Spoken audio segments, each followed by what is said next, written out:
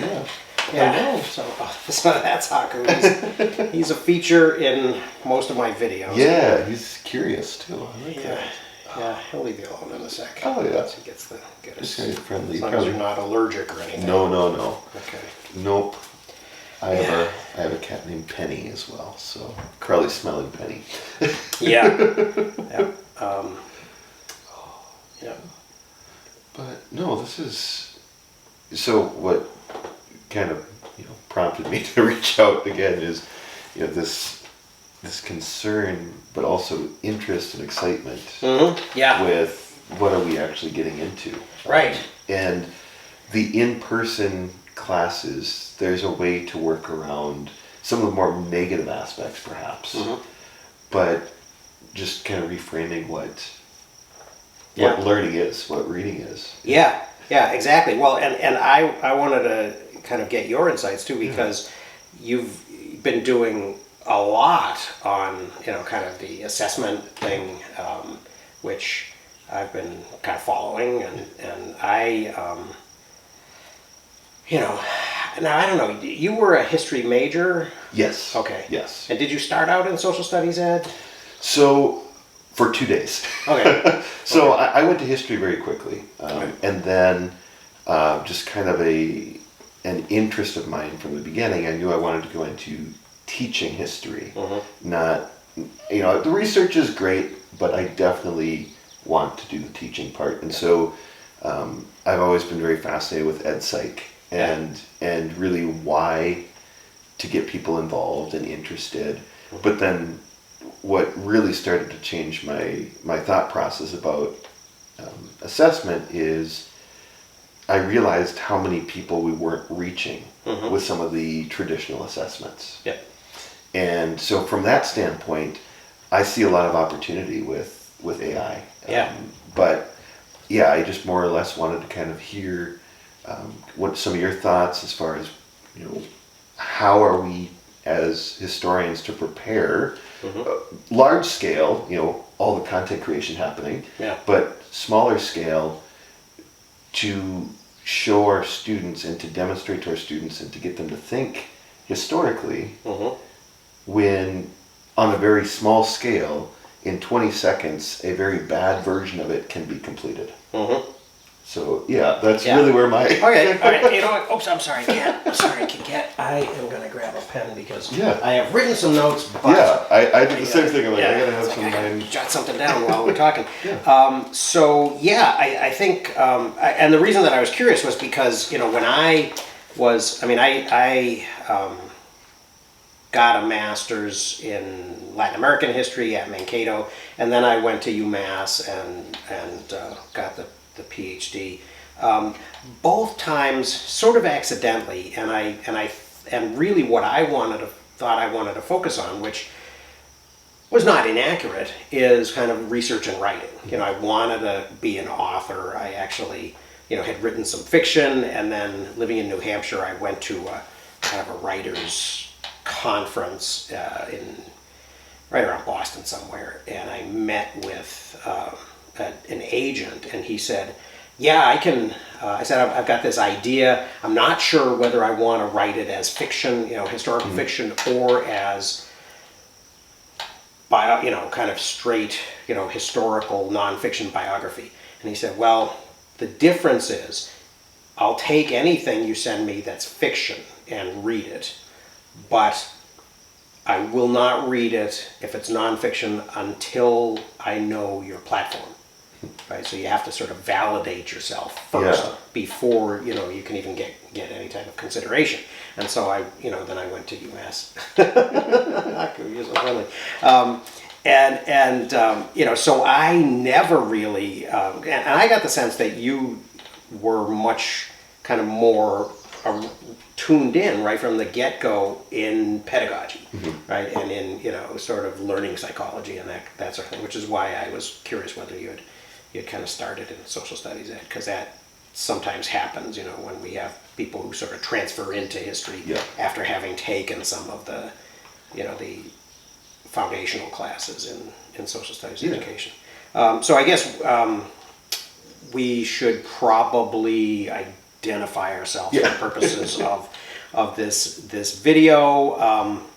So I'll do it again, even though I just did. I'm Dan Alasso. I teach history at a small university in northern Minnesota called Bemidji State, and I am interested in research, writing, note making, and teaching history. And I'm becoming more interested, and I'm learning more about teaching history. And that's where I kind of I look to you. Yeah. And I'm Caleb Curfman. I teach at a very small community technical college in northern Minnesota as well, history and political science. And most of my research, although the historical research has been in 19th century America, my real interest within history is making it applicable today, or making it clearly applicable. I think as historians we know it's applicable, but I like to find the students who have come up to me and say, I've never been good at history. Because that's one of those things, say, well, what do you mean? And usually it is, I'm not good at memorizing things. And so then from there I kind of go on, and it's really challenged me to look at ways to bring history to the masses in a different way. So I really have focused a lot of my time on teaching history and the process. So there's... Or maybe I've never cared about history. Yes. It was not relevant to my life or whatever. I mean, and that's the thing at BSU, and Caleb went through BSU. Yes. So that's the connection. Is although you actually went through just before I arrived. Correct. So I started in fall 2017, and you must have you probably finished in spring 2017 or something. So we just missed each other. I mean, it's such a small program. In a good year, we will have a half a dozen history majors, but a lot of, maybe, 4 dozen even social studies ed majors that we serve, and then even beyond that, the liberal education goal, or the core curriculum we call it now, that that relates to the historical and either the goal 7, which is sort of it's now becoming the systemic racism or systemic inequality goal, and the world goal 8. So we have a lot of those students who are basically coming in and checking that box, getting their core requirement, and for them, I kind of feel like it's even more important to connect what I'm talking about in US 1 or US 2 or World, the survey courses, to what's happening now, so that they can, when they go home for Thanksgiving and crazy Uncle Bob is, going off, they can have some, they can follow the conversation and maybe even have something, kind of intelligent to contribute based on their own, some type of understanding of what's going on and their own opinion about it. So maybe just briefly before we talk about ChatGPT, because ChatGPT is another kind of maybe the final straw on the camel's back, but following all these other straws of kind of declining enrollment and COVID and a shift to online or hybrid teaching methods and things like that. So what are your thoughts kind of about the higher ed outlook? I think one of the biggest challenges across the board, obviously, is enrollment. And I think a lot of that is stemmed from the concern of what is the value. And I think that's really where when we get into this conversation on ChatGPT, that becomes a concern, is what is the value of my education? I hear this a lot from students who say, I could go to college, or I could start at some other job right now making what people that go to college sometimes make starting. And I think it's a larger question of how do we as academic institutions reframe the purpose. Yes, getting a job is important, but people can get a job without that right now because of other world conditions and concerns, and just employment concerns around. My parents own a furniture store. Mm-hmm. Trying to get somebody to be a employee there. Yeah. There's a shortage everywhere, Sure. right? Yeah. And so how do you show that interest and that concern, but also leverage it as instructors, as professors, and say, maybe learning for learning's sake is harder to sell. And how can we brace that with, here's the skills that will help you get where you want to go. Mm-hmm. Because there is going to be that plateau. Mm-hmm. And so that's really where I see it is, it is as much as, we hear colleagues and, we've been guilty of it ourselves, thinking, oh, why don't they just want to learn this, right? Why aren't they as interested in this as I am? And then we have to remember we were the strange one in class. Yeah. It doesn't feel that way. There's a great work in the American Historical Association had a little article that was talking about the fact that, okay, think about that perfect lecture that you loved listening to. You were so engaged, and you always, when you became an instructor, you wanted to emulate that. Mm-hmm. And then they said, there was no perfect lecture. You were the only one that enjoyed it because you were the strange one. And it was it was a really good way of kind of framing that idea that, a reminder, yeah. What are we trying to do and who is interested? So really that's kind of where my thought is right now, is just we need to work as much as anybody else, as instructors, as teachers, we need to think about what are the goals mm-hmm. that we have. Not just the objectives, but what are the goals of our courses? What are some of your thoughts within this realm? Well, I think, it's kind of funny because I've been involved in these, strategic enrollment management task forces and things at BSU, and history actually lives in a humanities department. It's not a department of its own. It's a program within humanities. And so in the humanities department as well, with the philosophers, and also with the former theater people, right, who are interested in sort of experiential and performative learning. There's been a kind of an awareness that the career outlook for people with a bachelor's degree in in history or philosophy, in a humanities kind of a thing, and even really probably in liberal studies, which is a thing that we're that we have at BSU as well. They have very positive kind of statistics that they can cite and say, hey, look, you could think completely, you could think about this college experience in a completely kind of vocational format, but then I think it's a legit question. Do you become an accountant, or do you become a steam fitter? Because probably the entry level jobs are equivalent, and there are probably more steam fitter jobs than there are kind of basic accountant, and especially after generative AI disintermediates white collar. There will still need to be people who can actually do these things, and there's a long there's a decades long tradition of people like even like Mike Rowe before he became a nut job, kind of saying these jobs are important, these jobs are we need to valorize these, and we need to kind of sort of and so it's interesting that you're that you're at a community and technical college, and we at BSU we have Northwest Technical College adjacent to us and kind of as part of our little family, and I think we're trying to do more with that. Yeah, I think that the idea of critical thinking and of expression, and especially kind of face to face, written is one of those things that it's sort of like we always expect that that's going to happen as part of a college education, but we always expect somebody else is going to do it too, right? Like,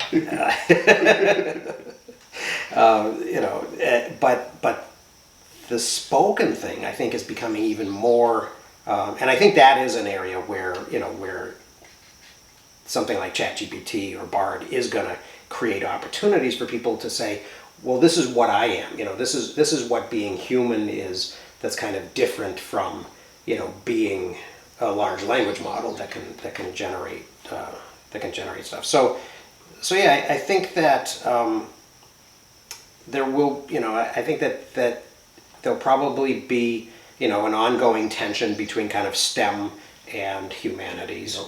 And I think that we're going to, at BSU at least, we're going to probably try to focus more on the things that are sort of uniquely human about it. And I think we're going to actually kind of take this opportunity to say, well, okay, there are challenges, and I do think that ChatGPT, and I guess I'm turning the page now to the ChatGPT thing, is going to crush the kind of middle management white collar sector. And the way that I've heard it described is, and I listen to a lot of podcasts, and podcasters have been talking about this for the last, couple of months, that it really sort of challenges and disintermediates mediocrity. That if you're, it's like with I don't want to mischaracterize the writer's strike because I haven't really looked into it that much, but yeah, if I were, kind of a half-assed writer of shitty TV scripts, very derivative, very formulaic, I would be worried as hell. Yeah. On the other hand, if I was David Mamet or Elmore Leonard, somebody who, 30 seconds of dialogue and who wrote it, I think they're safe. Yeah. And I think that's an interesting point because, I saw actually on your Substack you're referencing. Oh, I did mention that. Yeah, so I'm repeating myself. Oh you're good. That's good. You're believing that truly. So let's say I'm continuing to work with that. Yeah. But when you say that, I think that's also very true for people who are fearful that assignments are going to. There's the two sides of ChatGPT and AI. There's the side that says we need to ban it. This is going to ruin people. I've even seen that, composition classes are dead. I've seen all those. Right. But then there's the other side that says if you actually plug it in, and that's really what spurred a lot of this. So on my podcast this week, I share that I took one of my assignments and I put it in, just the prompt exactly as it is, just see what would happen. And it gave probably an F or a very low D but it did create something, right? And so it created something that if it had been turned into me, I wouldn't have said, well, this is made by a computer. It actually took pieces from the autobiography of Benjamin Franklin. Oh, wow. And cited it correctly. Wow. Okay, so right. So it's improving. That is an improvement over what I've said. Compared to where it would just make up things, right? And now, were you using the free version, or I was using the free version, but I've really been interested in prompt writing. Okay. So my prompt was quite long, quite specific, right? All right, cool. But the point I'm bringing up here is you talk about the writer's strike and mediocrity is going to be a problem. This could create the very worst assignments that we usually would receive or someone could do. It doesn't create great work. It simply takes and gives you exactly what is basic, right? Yeah. And that's something that since Wikipedia has been around, it's not doing anything new. The new thing that it's doing is it's taking out you going to those places and mushing it together. Right. It's automating stuff that could have been done. It's redoing by things, somebody who wanted to cheat or plagiarize. Yeah. And so for the students that do very good work and good writing, it's not going to emulate that. And I think that should kind of get rid of some of that fear. Yeah. But it also gets us to the question as researchers and as teachers, if someone just wants to skirt by and just turn in these automated things the whole time, that becomes more of a problem for us. As far as, I was talking to my wife about it and she just said, the students that are going to do that are the ones that did other things before. Yeah. And so it becomes more that question of where does it fit? And so maybe that's a kind of nice place to go is, what is going for that mediocrity, what is a way that you are going to approach this fall when we start out with your students? Have you thought of that at all or any? Yeah, a little bit. And I actually did have an online version of my my US 1 course, which is basically a primary source reading course. I shifted it last year to be really, really all the reading that the students do. They have an optional textbook kind of looking section that they can read to review the stuff that I say in the lecture, and it's really word for word almost the same stuff that I say in the lecture. But then what they're supposed to be doing is kind of focusing on the primary sources, and so and I thought that would sort of lend itself to less kind of derivative or I went to the homework site, or I went to Khan Academy. I mean, because those were the things that people used to do, right, on exams, right? They would go to Wikipedia or Khan Academy, or and they would say, and then they would answer things, and that would always be a frustration, right? Is they would answer a question not with the details that I provided in lectures and discussion, but with this other stuff, which wasn't necessarily untrue, but wasn't. Hadn't been the focus, which I was able to catch a lot of the time because, that type of writing doesn't really resemble student writing, especially, kind of freshman, sophomore student writing. And so I was able, and I would grab hunks of that and, drop it into Google, and it would show me where it came from. This time around, I was actually going to have people, in the online class, I wasn't able to, but even in the, I taught the US 1 survey and the US 2 survey, and the 1 was online, the 2 was in person, and in the in-person class, I was going to have them actually write on paper in the classroom during the exam period, which I had gotten away from a long time ago, but I thought, oh, maybe we'll go back to that. And I do let them sort of prepare and have notes and stuff. And bring that in. But I had one student who I had asked in the primary source reading course, take a theme that interested you from the primary sources, whether it was how the Europeans had responded to the Native Americans that they had encountered, or how how people had dealt with slavery, because I had a lot of sources that were sort of Southerners justifying, and that sort of thing. How that had changed over time, So pick a theme, and I gave them about a half a dozen themes, and all but one of the students used one of the themes that I had given them, and this other guy decided he wanted to talk about economic change, which I thought was really interesting. But one person actually, rather than, and I said, and trace that through the sources, show me some change over time in, how people reacted to the land, what's available, and, what are they finding when they come, and things like that, or whatever, show me change over time based on, the sources and citing the sources. And instead, I had one student who just sort of gave me a ChatGPT produced essay about slavery in America. And I cut that and I pasted it into ChatGPT and I said, "Did you write this?" And it said, "Yep." Yep.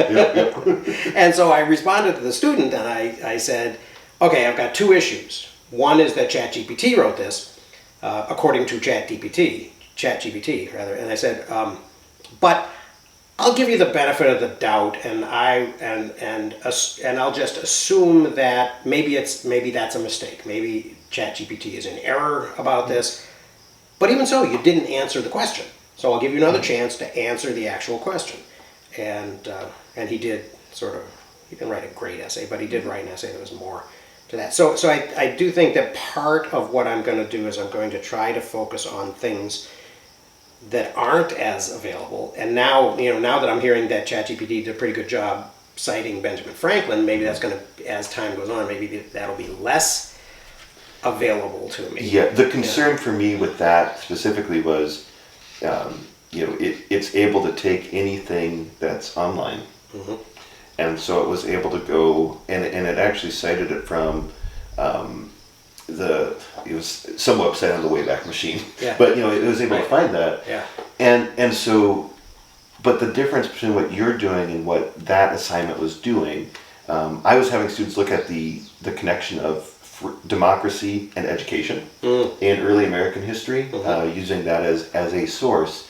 But what you're doing is you're differentiating the sources so much that it can't think, right? It can bring information, but it can't really think. And so if you require a certain amount of primary sources to be used, even adding to that assignment saying, you need to trace it. Maybe you have units or sections on the different eras, right? Going through, you need to take at least one source from each of these and track it over time. Right. That's creating a need to think critically. And that, I think that will still be effective. You're still going to have those one-handed, offhanded ones. Yeah. But one thing, just as a tip, because the best way to learn about it is to use it. Yeah. And one thing with these AIs, and I've used the 4 as well, but I like to use the free one because I know my students, and if they can do it for free, they will, right? And I would do it for free if I could, Sure. right? And when I see that, it's very difficult to do multiple tasks well. And so if you ask it multiple readings, that's where you start to get some of the fake readings, or it doesn't quite say. And so, no, I really like that. And I think by asking for that continuity and change over time, which is a major theme in history now, I mean, although I don't necessarily like them, the AP test now focuses on thematic history. It's still taught to a test, but nonetheless, it does. Right. It's trying to focus that theme, right? Yeah. Continuity and change, and I think the more thematic, and that's something that I'm going to try to do a little better at, because usually if someone's inspired by something, so I had a student that was really interested in the institutionalization of individuals. Instead of seeking help, they're putting people into these wards and other places, and the liberation of people out of those. That was an interest in this. That's fantastic. But I need to restructure and have them use multiple sources specific. Otherwise, it could just ask, trace this history and give me some information.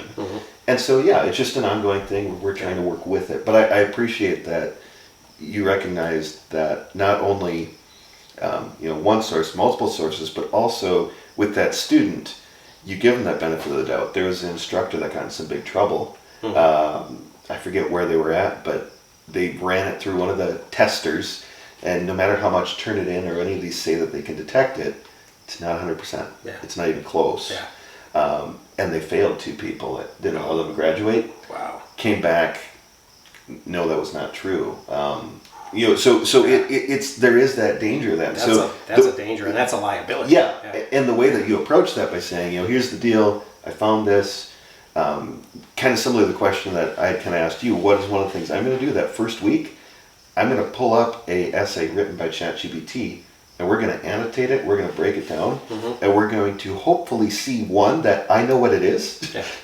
Because there's some students didn't realize that I was the first one to introduce it to some students.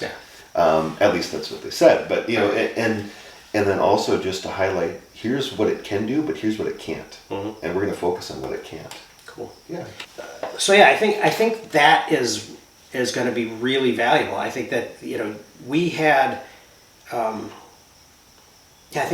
really like that idea of showing them one and saying, okay, in the first place, it's not a bad 5-paragraph essay, right? It has an introduction, and then it goes through, it makes its points, supports its argument, and then it has a conclusion. I think it's it'll need to develop its skills on kind of the so what statement, but I do think that is that might be a model for students. It's kind of weird. I was at that. The Open Education, the eFordability Summit at UW Stout, and David Wiley was one of the keynotes. And in his keynote, I mean, and he's a legend, and he created the 5 R's and all of that. But I think right now he is really having this moment of kind of crisis of how do I stay relevant? How do I articulate my value add? In the same way that we're asking how we do that, and what about what we do adds value for students. And as somebody who serves educators, I think he was saying, well, I use ChatGPT, and I said, go out and get me create a syllabus for this type of a class, and it did that. And I have said that to people in the system, and they've said, well, our learning objectives are so different from campus to campus, you wouldn't even be able to do that. And I don't know that that's true, but I do think it is a way, and when I started at BSU in 2017, I had just finished my dissertation, so although I'm a whole lot older than you, I was right at the beginning of my career, and I took over for Mary Renscher, who had been teaching sort of rest of the world, the non-European, post-colonial, women's, religious studies, all those types of things. But a lot of them were, I was a U.S. historian, social and cultural and environmental historian, so that was a little bit of a stretch for me. So I did go out and kind of look at a bunch of syllabi and say, okay, what are the things, if I'm going to teach women in history, what are the things I want to be sure not to miss, kind of thing. And I think that a tool like this that kind of has scraped all of that, off of everything that's available on the web, is a way to automate that. And I think that's valuable. I think that it is, it has to be used just kind of as a starting place. Correct. Right? Yep. And so I guess that's part of what I'm planning on doing, saying to the students, okay, you can get a kind of a basic idea, or you can plug your essay in to the thing and say, give me feedback. But the feedback that you're going to get is, as I understand ChatGPT, I haven't played with Bard at all, so I don't know if that's going to work the same. I do think it's going to be interesting and problematic as people start building fences around their data sets, right? And so if Google is going to say, well, we're going to try to make Bard unique by making Google-owned data available to it that we will not make available to to OpenAI. And if Facebook is going to do the same thing, then we're going to have actual real filter bubbles, right? Where where only these things that are expressing their findings with total confidence, even if they're hallucinating, right? Are going to be expressing a totally confident picture based on a limited data set, and so that's going to be an additional challenge. But I do think that we're going to have an opportunity to have students, I've been trying to sort of have students, at the end of both my US 2 and my World History 2, I've been trying to kind of get to that present moment, where we have filter bubbles and we have, these disagreements and, and that famous Daniel Patrick Moynihan statement that you're entitled to your opinion, but you're not entitled to your facts, doesn't really apply when you have these completely different views of reality that are based on these algorithmically altered kind of worldviews. So as I understand it right now, based on, I was listening to the All In podcast the other day, and they referenced a interview that Lex had done with Stephen Wolfram a couple weeks ago. And so I listened to that. It was 4 hours long. Jeez. I listened to it at 1.3 or 1.4, but and it still took a long time. I walked like 5 miles and listened to most of it. But Wolfram's description of it, which I think is fairly accurate, is that what generative AI is doing, what language models are doing, is they are predicting the next word based on statistical judgments of every, of looking at all of the sentences that have been written that are available to it and saying, okay, what is, the next word? What's the most common next word? And then sometimes you can change what he called the temperature, and it will give not necessarily the 100%, the top of the list, but the next one on the list. And then he said, if you change that temperature to like 1.2, then it begins just spouting complete nonsense. Yes. Right. So yes. so the drop off is really which was really kind of fascinating to me, because what that means is that the value that it actually produces has to do with being the most predictable that it could possibly be, right? But for me, what that represents is regression to the mean. And so you're never going to get creativity. No. Right? You're never going to get anything but the kind of most banal, expected answer.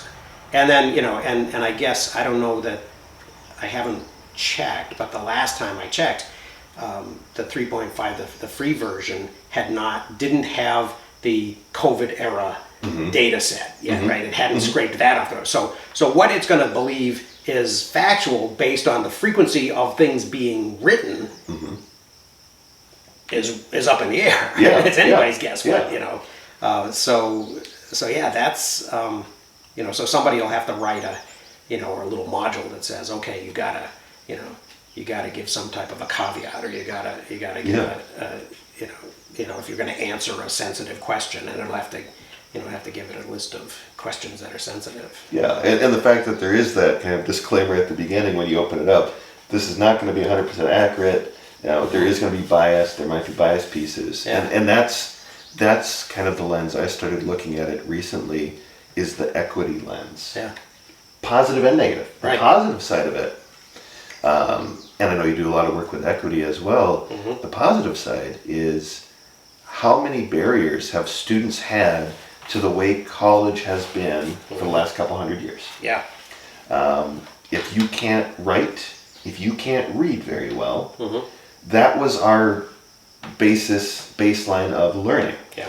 I saw a stat the other day, I wish I remember where it was, something like 27% of students in elementary school struggle with reading. If you can't read, ChatGPT is useless.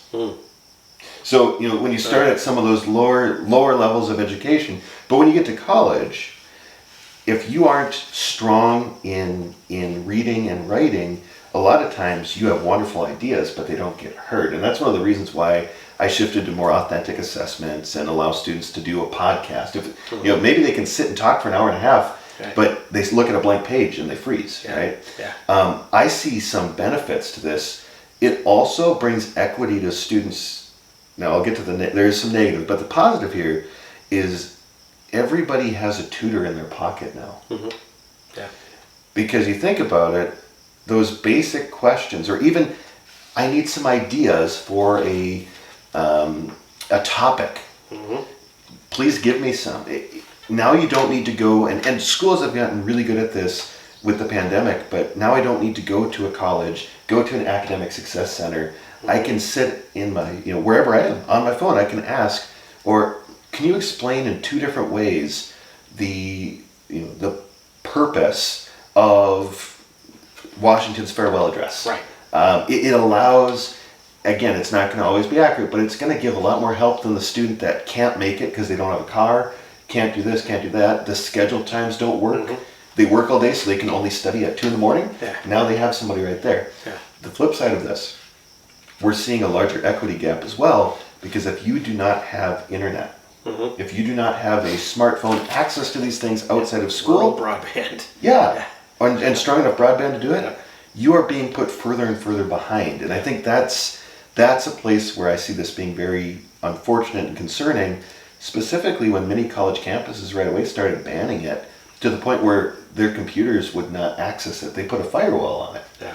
And so if you have students outside of the classroom that are using it to help them, and those that their only access to technology is on campus, we've just made that even worse. Yeah. So maybe some other good and terrible things to think about, but I think it is important that, it does wonderful things, but if we're going to use it or implement it in our classes, how are we going to do that? And so a question I have for you, and maybe some reaction to that too, but a question I have for you is, are you going to have some sort of syllabus statement about AI, and where are you kind of coming from with that? Yeah. Yes, I definitely will. I haven't formulated it yet, and I'll come back to that in a minute. Yeah. But I wanted to, because some things you jogged my memory or my thoughts about some things that as you were you're kind of talking. Truth is something that in this conversation between Lex and Wolfram that I listened to yesterday, I guess it was yesterday. Wolfram was very clear on the idea that we should not look to these things for truth, because the data sets that they're drawing from have not been policed in that way, right? And so they can just as easy, I mean, they can be, their goal is to write the most plausible next word, not the most true next word, right? So there's that. Another thing that kind of came out was it was about questions, and that I think is really interesting. You had mentioned earlier about kind of prompt writing.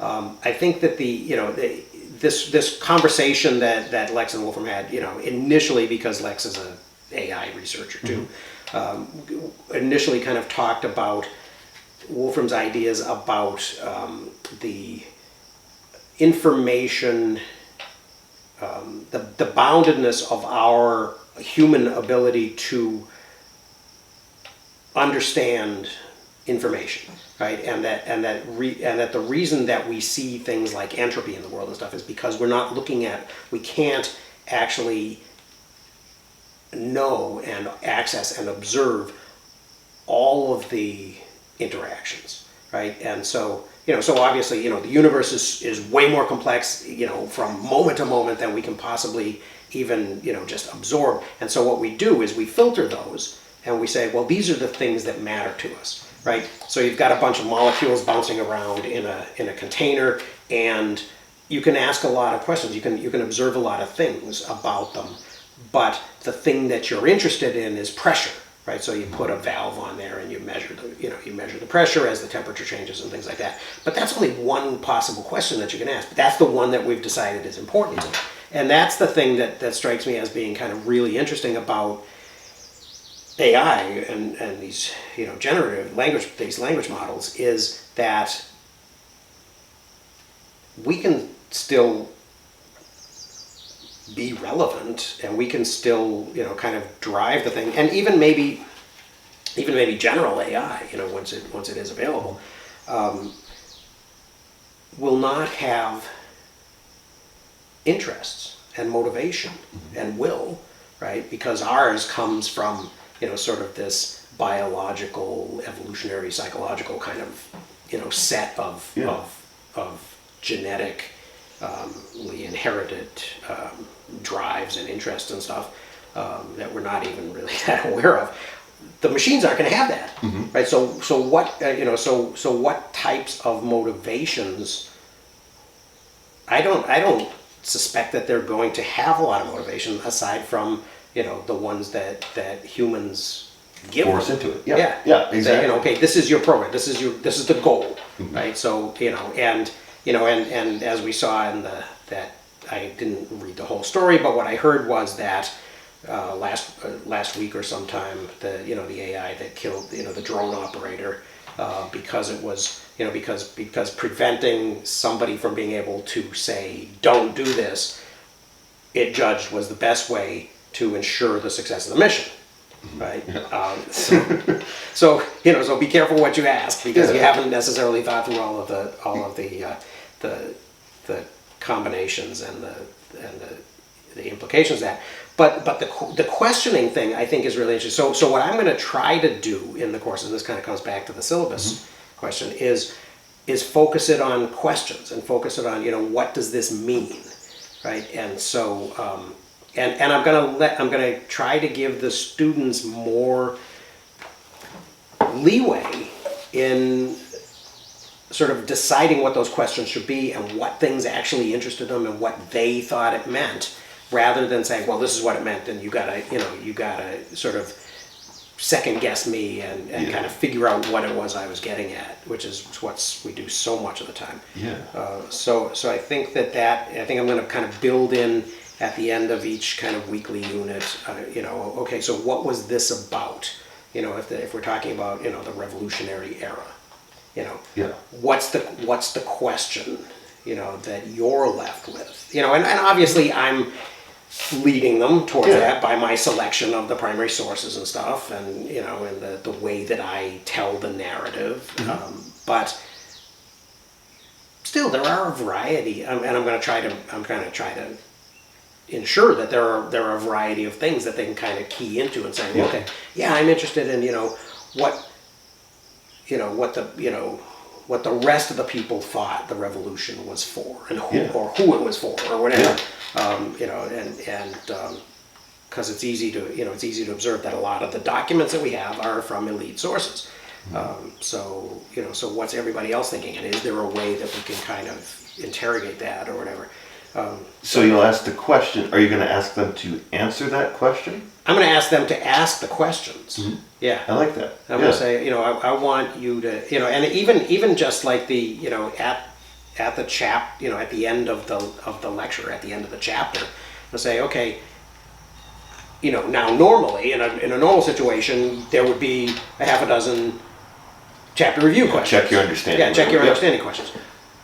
I want you to write them. Yeah. Rather than me, asking. I want you to decide what you thought you would want, if you were in my shoes, what you would, think it would be important for people to think about. And, maybe there's a little metacognition in there. Yeah, that's what I was going to say. I mean, that's obviously the more I've looked into the science of teaching and learning and the study of teaching and learning, metacognition is so huge. The reflection piece. And this semester, for the first time, I actually had a student, write me a letter of thank you, handwrite, which was nice, because they said the biggest thing I gave them was their understanding of how to think for themselves by making them think about things. So at the end of every class session, I ask students, what is your biggest takeaway? And so that gives something, and that is insightful. It's a good formative assessment for me, because if they all got some random thing and they didn't really get the point, okay, where did we miss? What do we need to re-talk about? So I always ask them that reflection question, but then I also ask that, so I teach in the high flex modality, so in person, online through Zoom, all three. I also ask it as a discussion post question. And it doesn't necessarily need to be a really big thought out answer. It's short. I tell them to take about a minute. Yeah. All right. But it provides that chance to think about it. But I also have an optional, and I make it optional because I first required it, and some students really, if they don't want to buy into metacognitive, ways of doing things, it's not going to be hard to force them. It's not going to be valuable, right? And so the first time I was like, okay, you're going to have this journal that you work on throughout the semester. And some students, they really liked it. Others just stopped doing it and said, I don't get the point. I said, okay. So now that's a bonus opportunity in the class. They have to, just based on a specifications of you need to complete it and you need to have at least this many words per week. You have to do 15 of them and you get the extra little percentage, or you don't. Right. That way I'm not forcing it. Yeah. But students started to do it. Cool. And they really liked it. And it wasn't just for the little amount of percentage. It was helpful with that. And so the idea of asking the question, but not asking necessarily for the answer, I think is very important too, because what does ChatGPT and AI do? It creates a product. Yeah. What are we trying to teach? The process. Yeah, that's a really important distinction. Yeah. And I think the more we can focus on the process, regardless of what you teach, that is going to be what keeps people from running around with their, burning things down, freaking out because this is going to take over our jobs. Right. And I feel really badly for instructors that sit there and think their only job was to make students produce something. Yeah. Because we were facilitating and guiding and being that help. And so it's really about humanizing the experience. Like you're talking about, you're going to be working at Bemidji State doing that. But I think it's fascinating that we're at a point where we're justifying our humanity. Yeah. And they're here. Well, and this is the moment to really celebrate. Not to justify it, but to celebrate it. Yeah. And I think, I just wrote in large caps process, because I think that is such an important. I think that is a way that I'm going to steal that from you. Oh yeah. I'm going to say that this is about learning to be in this kind of flow or process, right? And one of the things that I like about what you're saying is I like the idea that there are many ways to kind of achieve the goal, right? That you can do this, or you can do this, or you can, and so, so for people, although it's kind of funny, I mentioned I'm facilitating this retrieval practice short course for faculty, and one of the things that kind of comes out of the research there is the retrieval practice gurus or authorities or whatever. One of the statements that they make that's a little bit controversial is that there really aren't such a thing as learning styles, right? So we don't have to say, well, I will do this for, I'll do this in many ways for people with different learning styles, but still people prefer, different ways of it, so I'm thinking that, but the process and I think along with the process kind of goes the performance thing, because that's the other human element, right? Yep. Is to be able to go on, and especially the extemporaneous performance, right? So in addition to kind of writing little reflective essays, I've started using Flip, and have an opportunity for people to get on a little video and just respond, and that tends to be more in the moment. Although I don't tell people that they can't write a script. I think that unless somebody's like decided to be a podcaster, they haven't thought through that idea that I'm gonna kind of write down my thoughts beforehand, so I don't. Yeah. Because I tend to say and and I have these things that annoy the crap out of me when I see them. Correct. When I see myself on video doing it, so I do tend to be script based, and it blows my mind when somebody can be articulate just extemporaneously and just stream of consciousness. It's fabulous. I love watching that, and that's not a skill that I necessarily have unless I'm really down deep into the guts of something that I right in the moment been really pursuing. Then I can sometimes do it, but Flip. I'm going to try Mentimeter, to kind of give, because one of the things that I do like coming from the retrieval practice is that idea that if there's a little bit of a delay between the learning and the retrieval, right, then that can help, and there have been studies that have measured, what's the optimal delay, right, when, and the conclusion seems to be that just before they're about to forget it, right, if you reinforce it by asking them what it was, what did we do yesterday in class, or what did we do, what was last week's, on a Monday, what was last week's unit about, and then we kind of think about the theme and then maybe, transition it or continue it into this week sort of thing. That helps to kind of reinforce stuff. I do like the idea, the other thing that kind of comes out of retrieval practice is the idea of doing things with either low or zero stakes, right? Ungraded stuff, and you've kind of talked about that too. That seems to take that pressure off, so that they can just kind of focus on the retrieval thing. I do like for a while there when I was writing OER, I was feeling a little bit self-conscious, or a little bit, even maybe a little guilty, that my lecture was, like my environmental history lecture was the same as the chapter, right? It was like, in a lot of cases, if I was making a lecture video with a script, it would, in some cases it was like close to word for word, right? Because I try to make my text, very conversational anyway, so I was feeling like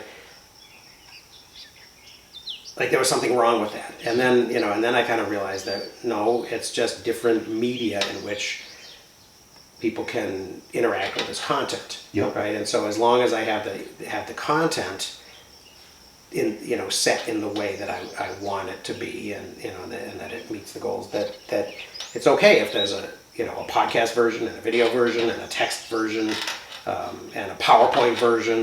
I think that's. I feel more. I guess I feel more at peace with that. I'm wondering where we are on time, because I have some good observations All right, that yes. I want to make on that. Yes. My foot fell asleep. 25 minutes. So Okay, I wasn't quite sure. Yeah, no, we don't want to. Yeah.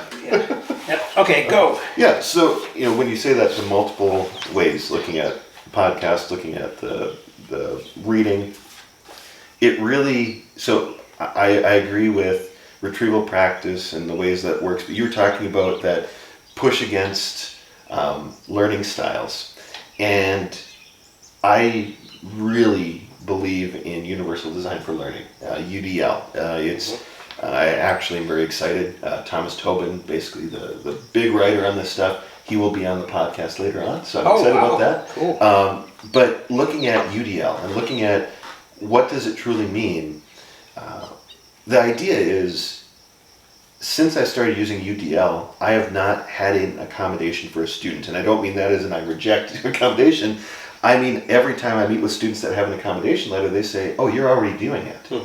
The idea is, when you do something, you want to create avenues for a student. And it's really deals a lot more with andragogy. We talk about pedagogy a lot. That's really children, technically. Andragogy is the looking at how do adults learn, and choice is huge. Intrinsic motivation, so not using the grading, having something. What do they really want to know? They want to know that it's important. Whys, the whys of doing it, but also having that agency or choice. And so I think, whether you really understood it or not, you were using UDL before it was cool, if you will, right? This idea of providing multiple means of getting the same information, because you're not expecting your student to read the text and then watch the podcast necessarily. Yeah. It would be a good review, but in a lot of cases, you're looking for what is a way that they can engage themselves. And what Thomas Tobin uses all the time, he uses the +1 mentality. And it is, in any class, look for one more way to provide that information. Oh. So you start out with maybe you start out with just having a textbook and lecture, okay? What is one more way, a +1 mentality? Because then it's not overwhelming. So then maybe you look out online and you find a podcast that also gets students that same basic information. It may not get your exact argument, but you know what? Maybe they want to listen to that instead, or you find a really good clip on YouTube that highlights it. It's that idea of +1, so that students have more abilities to get that information in a way that's comfortable. Getting back to equity, right? Maybe they can listen. Maybe they would like to read it. But the whole premise of UDL is best exemplified by looking at crosswalks that have ramps on them. Many people would say, well, that's great for someone that's in a wheelchair. But then you say, but what about that dad that's holding 2 kids and pushing a stroller? Right. And then you realize it's easier for everybody. Same with doors that have a button to open, carrying a lot of stuff. And so the idea is, if you can create a environment for students to thrive by creating choice and options, you're not going to have to worry as much, because it's going to be set up for you. And what I've noticed, the more I do that, the better the results are for the students. And that's really what pushed me away from the traditional style of grading. I have a lot of low or no stakes. So I also call them kind of labor points. In other words, if you do it, you're getting the points. Binaries, yeah. Yes. Yeah. Because, again... I actually implemented your thing of you get as many choices, or you get as many chances as you need, but you have to get 100%. Correct. Yeah. So like in a weekly or bi-weekly quiz situation where you're looking for retrieval practice, how do you get rid of that fear of failure? You say you get unlimited attempts, but you have to get 100 to get the points. Yep. Because no matter how any individual wants to change the grading system, we still are within institutions and systems that require, at the end of the class, you can have an A, B, C, or D. Right. And so trying to find ways, because the other part is students are uncomfortable without points. If you were to tell them, okay, we're not going to use points, we're going to give you this idea, it freaks them out. Yeah. And so by still providing those, it gives a little more comfort, but it takes the stress off. And I think that's really where you were going with all this too. So no, it was just some of my observations as you were saying that, And that guilt you're feeling is, that makes sense, because as academics, it seems wrong to do something once and use it multiple ways. Yeah.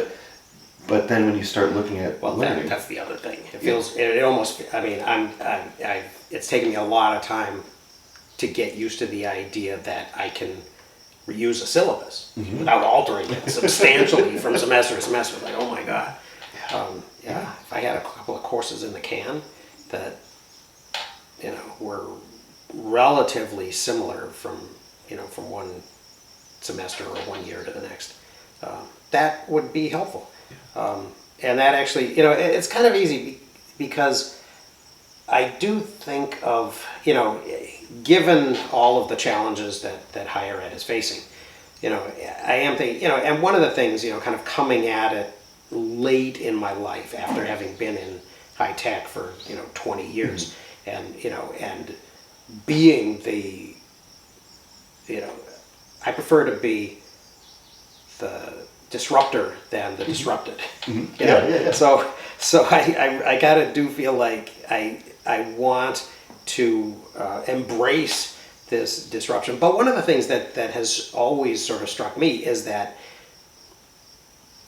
and it was something that Jaron Lanier said in the context of the astronomical cost of elite education nowadays.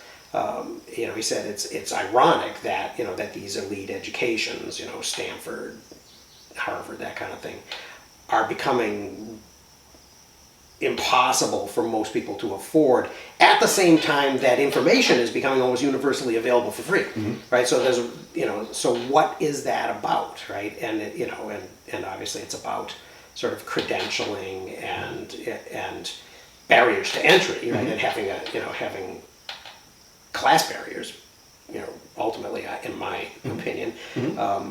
But that kind of struck me as being really interesting because, that's another thing that I've thought about is I've always wanted my content to be available to the world, right? And it's kind of funny because I listen to a lot of podcasts. One of the people I listen to occasionally is Andrew Huberman, and he has this disclaimer at the beginning of each of his podcasts that says, "This is not my work at the university. This is part of my." He says something about how this is part of my ongoing interest in making as much information as possible available to the world for free, right? That this is and this is kind of a Silicon Valley idealism that, he's in the Bay Area, so he's kind of absorbed that, I suppose, as well. But, I've always wanted to kind of have everything, all the content that I make sort of outward facing and available. And so it has occurred to me from time to time that, I could take my course and put it on the web or put it on, I went to a conference in 2019, the Open OE Global, and one of the people who was there, who I met and kind of became friendly with, and I think he was sponsoring it as well, was Martin, the Moodler, Dugiamas, Martin Dugiamas, who goes by Moodler on Twitter because he invented Moodle, and owns it still. I think it's still kind of a private company. And he was, and I went to his talk, and I thought it was going to be like a commercial for new features of Moodle and stuff, and it wasn't. It was this: what is education going to look like in 25 years? Just kind of, and it was crazy. It was very, very cool. But he's got this. He developed this thing called MoodleNet that is out there that people can kind of become members of as institutions or as individuals, and they can post their courses, they can post their syllabi, they can post their content and all that stuff, and OERs and anything. And it's a short step from there to just making it available to the world. I took a what was it called? The Open University in, I guess it's London. Has an online thing, and I took a environmental humanities course with them a couple of years ago that was given it was the people, the faculty who were running it were like from the University of New South Wales. So these Australians running this thing through this Future Learn organization out of the Open University in London, and and participants from all over the world, and it was free. Yeah. Unless you wanted the Credential. credential, and then it was, I don't know, $75 at the end or whatever, which I didn't want the credential, so I just did it for free and participated in the conversations and discussions and did the readings and watched the videos and all that. And I think that is a really, really interesting model for kind of lifelong learning.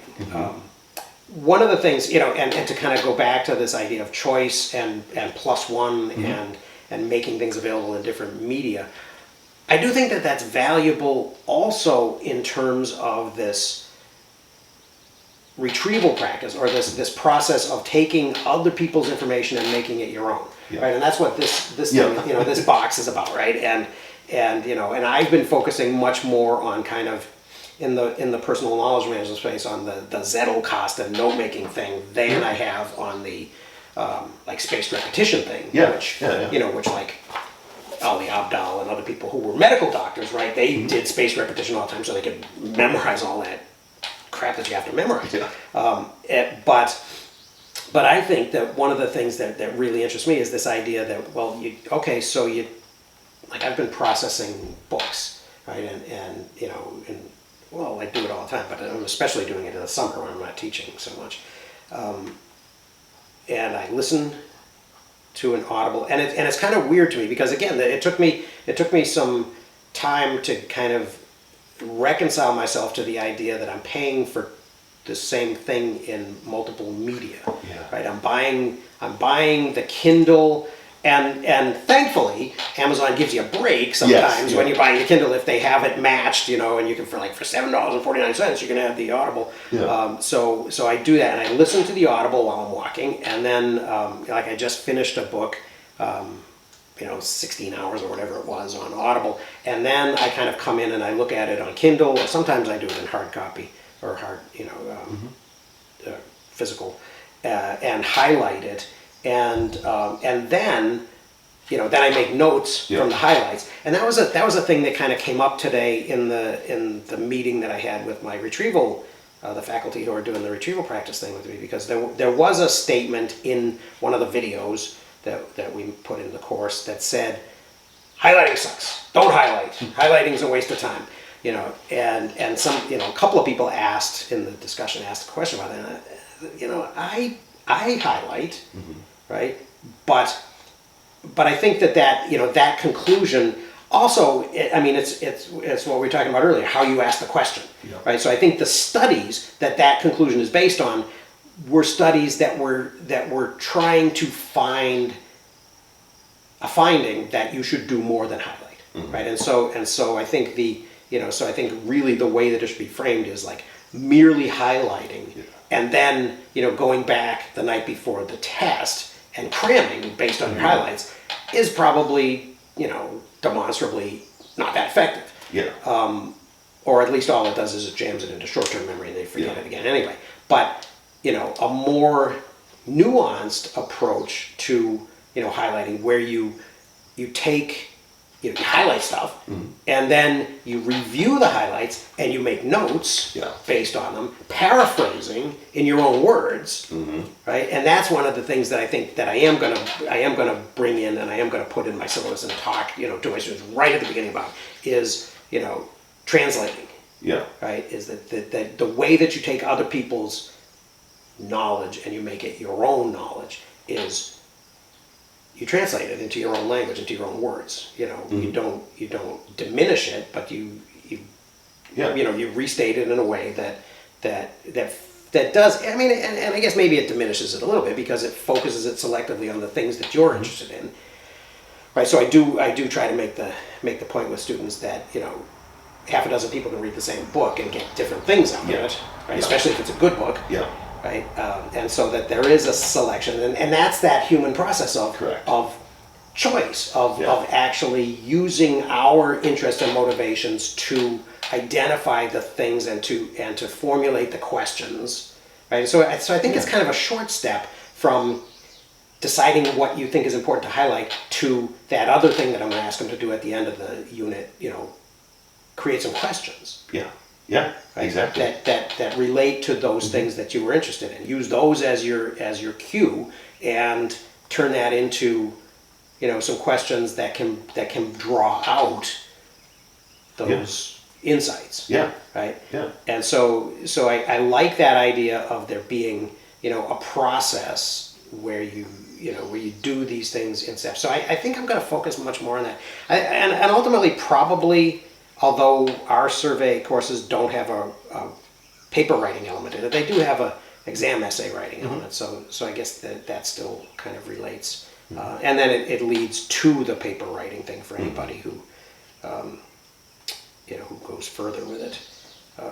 But yeah, I think that is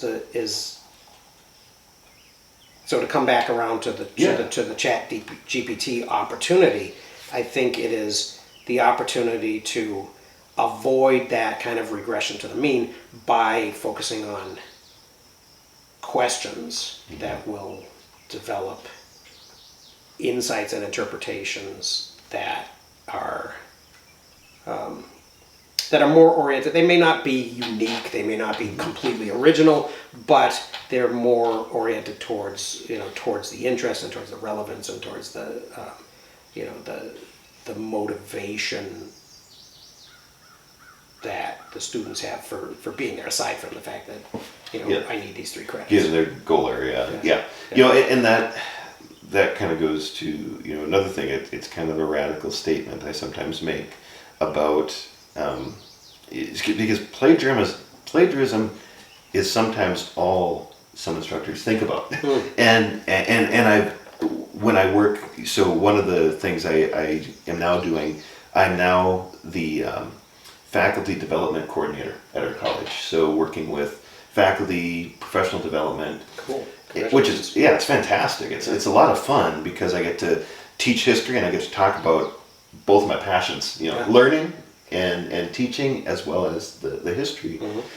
But one of the things I often think about is, what is the motivation? This is something I always ask. What is the motivation for the student who does cheat?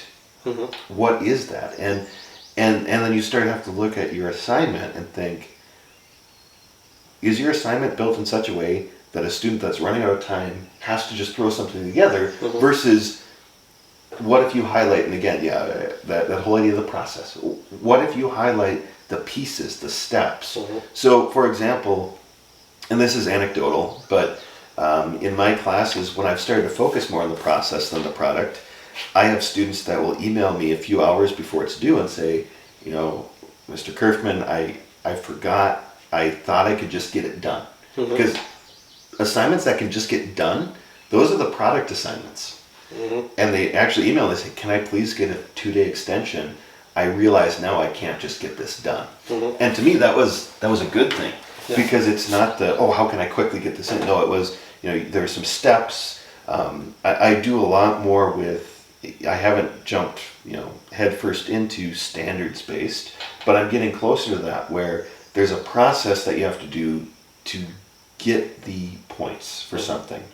It's not, I'm going to give you a 70 on this, which is very arbitrary, because no one really knows what that means. If I were to ask you, well, why is this a C? Okay, why is it a C versus a D? Why is it a C versus a, and the real challenging ones are, what does a B mean and what does a D mean? Very difficult to identify. And so having it where they need to do certain steps to get those points, that has really helped. And I think that's really, so I asked you the question, I'm kind of asking myself the question, what will be different? Really that focus on how are we getting to where we're going. I really like some instructors I've seen where they do everything but the project. So they say, okay, I want you to come up with a thesis. I want you to come up with an outline. You're not going to write the paper. You're going to find sources. You're going to go through, you're going to do this process, mainly at freshman level classes, to basically say, I could care less, because you're going to learn how to write that later on. But you need to know the steps so that you aren't tempted to try to just use someone else's stuff. And students sometimes get so they get invested with their idea so much that they will even say, well, why would I not want to, I know it now, I want to write the paper. Yeah, I want to share this. And so, and some people call it, the on-essay. There's many different terms for it. That's but cool. Wow. Yeah, it's a cool idea.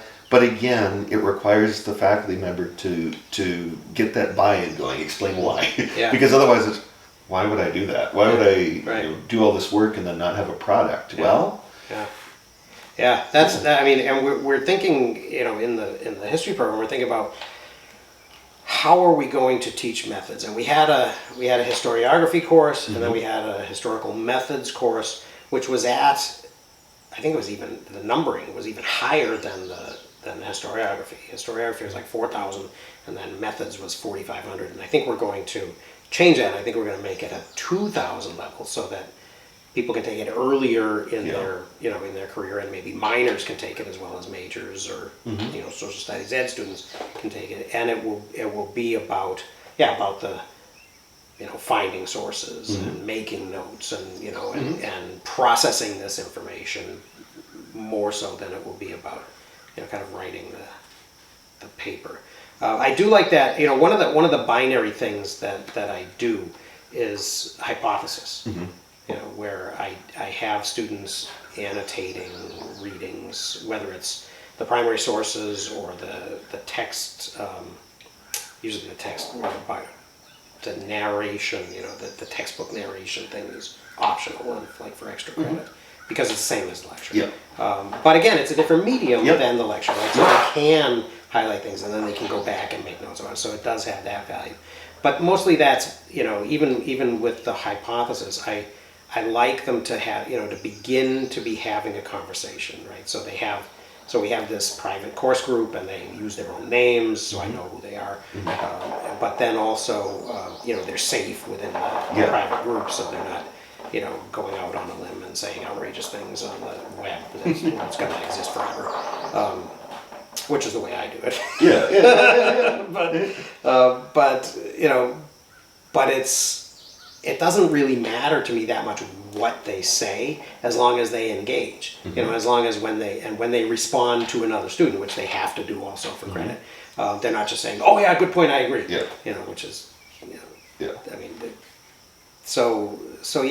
I think that, and they begin to see that different people kind of key in on different elements of the reading and highlight different passages and have different things to say about it.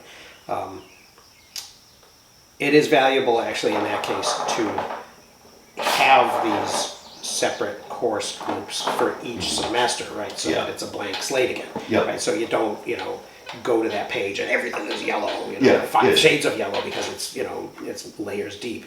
But it does, because that's off-putting, right? That's like, oh, there's nothing new to say. Which, is true as well. You said something earlier that reminded me about that sort of question of authenticity versus originality. That it is authentic even if it's not original, if the student gets to it in an authentic process, right? That you don't have to have, and the number of, and that's, and that's a thing that history can help them learn too, is that, the number of truly outrageously original things is small in history.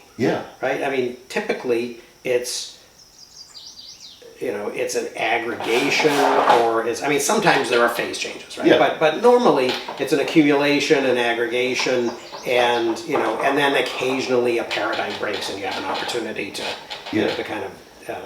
to kind of do a new one, contribute to the next one. But that's why. So in my specific online pieces, I have students, when they are discussing something, I don't put those barriers on where you have to post something first, because there's so much stress around that. Making sure, I want to make sure it's good enough, and then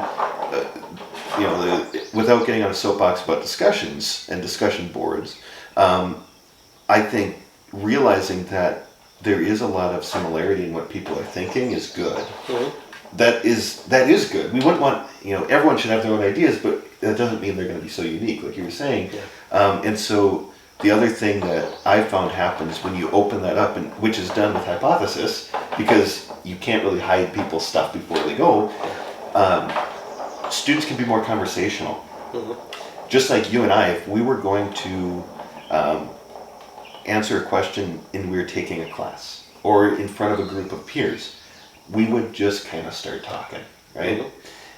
But if I was told I needed to post something to a board, I'm going to think about it. I'm going to think it has to be very articulate when it really doesn't need to be. And so you get more of that authentic voice. Yeah. If you take away those barriers and say, I don't care if you spell everything right. Right. I don't care if you use shorthand. I don't care. There's a time where there was a very specific, when I was taking some online classes, using exclamation points does not mean what you think. If you have it bold or you have it caps, you are yelling at the instructor, right? Yeah. And now I encourage emojis. It's bringing in that authentic voice, and in a very similar way. Now institutions are a little different. Our vetting process for outside, such as hypothesis, it's a little different. So I have not used that yet in my class. We have, and again, every institution is different. Ours looks at additional logins and trying to figure out how to integrate and fix some of that. And so, that's a little different. But what we do use is we use the Microsoft Suite because that's something that students already have. Right. And so I've been able to use the shared document and do different things. And hopefully you could do a discussion thread in a shared document. Yes, yeah, and that's what I've done is they can kind of go through it, and so it's really not so much the tool, it's the process. Again, I feel like that could be the title of our conversation today. Right. Trust the process. Don't worry. All right. That's what I'm going to call it. Yeah, trust the process. Don't worry so much about the chat bots. But no, I think this has been really good because we're hopefully providing a voice that is not the concerned voice. Maybe that's because we're both newer to the profession. We have this ability, because I have some colleagues who are so scared of relevance. Yeah.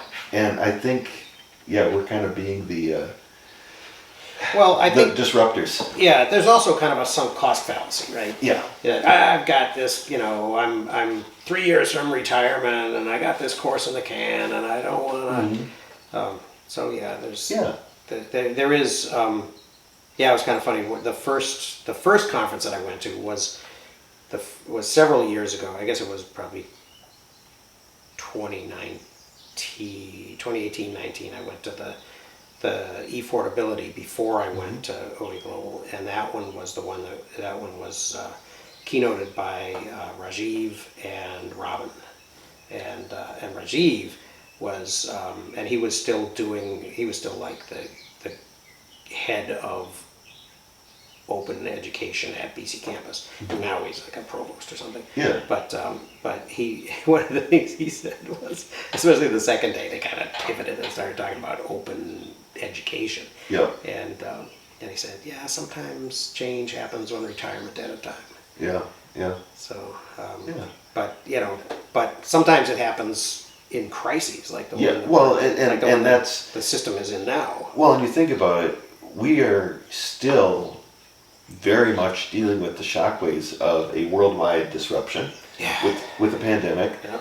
And it seems like adding this to it now, another disruption. And I think for some people, and including myself, it's like, okay, we're changing everything again. What is the? And so the good thing I've noticed, it seems like some of these practices, some of the things that we were probably 10 years behind on, we finally have to be there. Yeah. But specifically, one last kind of point I want to make here is when we look at workload for students, There's been a lot of information coming out about workload or perceived workload. And one of the things that I found so interesting is it's not necessarily that we're assigning more, but a lot of us have now started to utilize things that instructional designers have been asking for a very long time. Retrieval practice, for example. Yeah. It will feel like more work if students have more quizzes. It doesn't mean it is more work, but it'll feel like it's more work. We're also, with retrieval practice... But will it in the long run, or will that just be their initial reaction? The initial reaction is my thought. Yeah. Because, depending on the class you were taking, we're all guilty of this. I did not really care to read much of my math textbook. Yeah. And if there was questions about what was in that book, I hoped someone else answered. Right? Yep. And there are many that are saying that's exactly how I felt about history, right? Yeah. The thing is, with retrieval practice, with multiple attempts, with requiring students to do this, they're actually having to do the work that they maybe didn't have to prior. Right. And so it's leading to this perceived additional work in the same way that some of these processes will. Because if they look on paper, well, this class only has 3 tests, and that's the whole class. Right. But now I have 7 assignments I have to do. Yeah. Right? So one of the things that we have to do is realize that, talk through that, and look at that. But it's changing the way that education is going. And you talked about getting up to where we are, working with our students as instructors. I think we finally are at a point. So the silver lining, if there is a silver lining here, is that the teaching and learning aspect of the profession of an instructor, of a professor, of a faculty member has been forced to the forefront in a way for many. And that is a good thing. I see that as a very good thing. But we also, one thing I'll recommend is there's a workload estimator that is out there. It's phenomenal. If you just search workload estimator. I'm not aware of that. Yeah. Cool. And so you can put in things like, how much reading is there in your semester? How long is your semester? Yeah. What are you reading to understand? Are you reading to simply skim? Right. It talks about discussion, work. And it's amazing because when I put in what I had been requiring of students, it should have been like a 9-credit class. Yeah. Right? Interesting. And so you start thinking about, okay, what is the expert's abilities to do things? And novices, even strong novices, do not do things like experts do, or know how to do things like experts do. Right. And so that's been kind of an interesting piece for me is looking at workload as well, because you could very easily get so bogged down in process that you start thinking, oh, I'm going to have them turn in their thoughts, then I'm going to have them turn in their topic, then their topic with a question, then their topic with a question with an outline. You can get them a bibliography. And that's good if you do it the right way, but realize that might mean something else has to go. And so maybe you don't have tests. Right. Well, and that's interesting because that is one of the things that has happened in my primary source class is this open textbook or the anthology that I wrote has like 210 sources in it. And I have edited them down to maximum 1,500 words each. Yeah.